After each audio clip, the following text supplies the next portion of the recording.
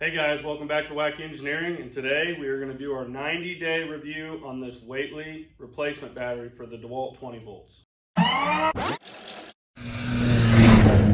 If you guys haven't seen the original video where we do the unboxing, voltage test, endurance test, and the full review on this, make sure to check it out. The video link will be in the description.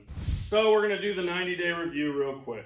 We have used both the Waitley batteries we got in that 2-pack for a little over 90 days now, and both of them have done very well up until recently. This one won't charge up all the way, so I don't know if it's got like a dead cell in here or what, but I'll show you in a second that this is fresh off the charger and its voltage is like 16.7 volts.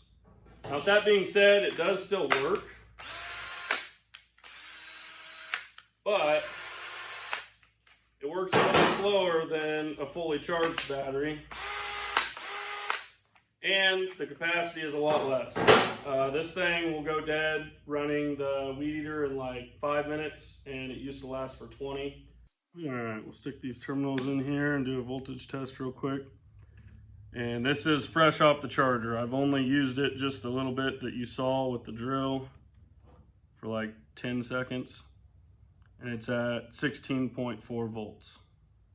And if you remember from our original video, it was 20.5 volts when it was fresh off the charger. So we have like a dead cell in here or something. So my final take on these Waitley batteries, will I be buying them again? At that price point, I will give these another shot. Like I said, the other battery is still working. This one worked for 90 days. If I see more of these, we might do another video, but the end result is I will be buying these again at this price point. So thanks for watching.